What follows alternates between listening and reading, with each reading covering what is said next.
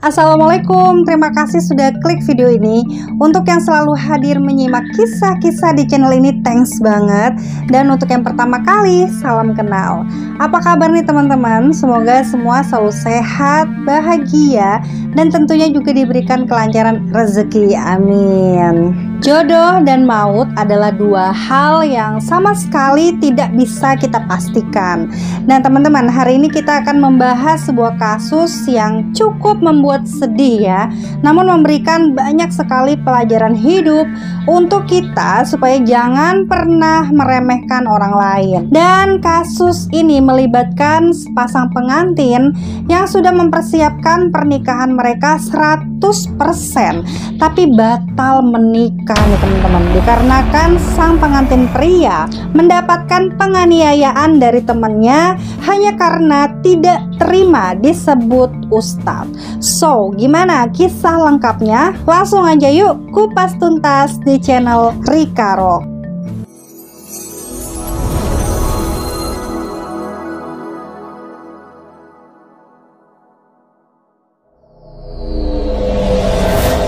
Adi Saputra adalah seorang pria berusia 20 tahun yang tinggal di sebuah rumah berlokasi di Kemas Rindo, Kartapati, Palembang.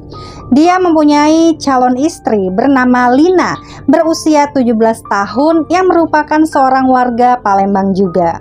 Menurut Lina, Adi ini dikenal sebagai seorang pribadi yang baik, pendiam, romantis, dan sangat jarang mempunyai masalah dengan orang lain.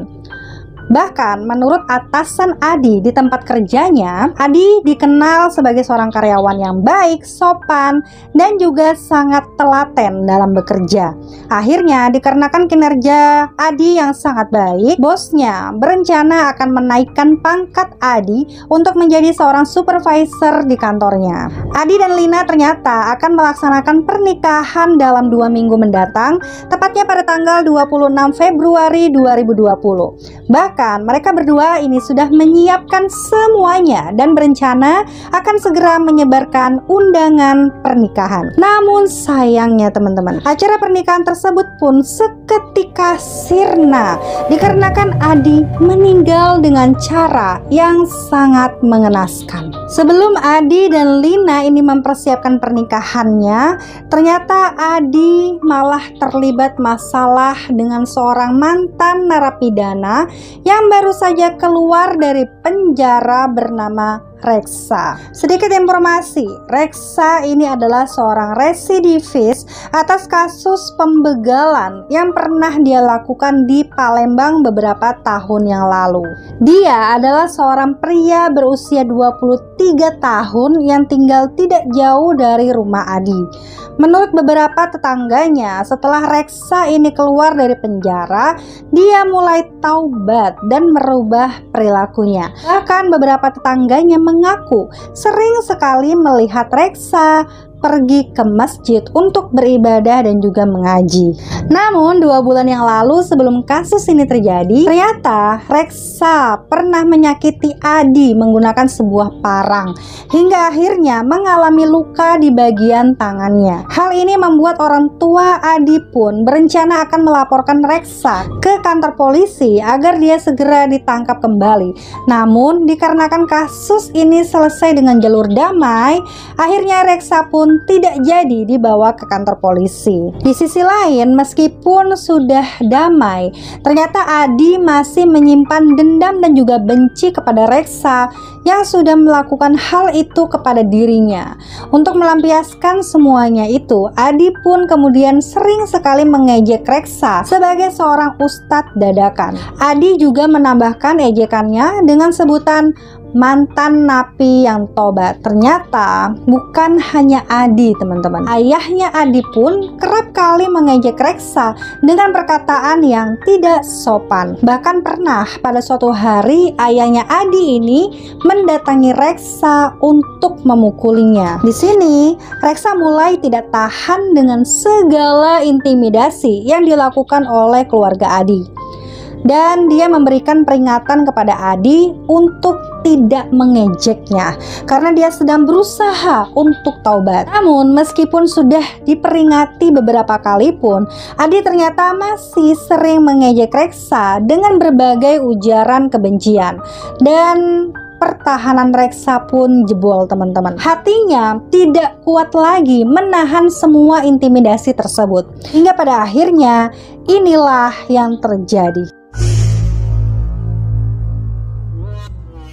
Puncaknya pada tanggal 13 Februari tahun 2020, kurang lebih jam setengah 6 sore, di saat Reksa ingin pergi ke masjid untuk sholat maghrib.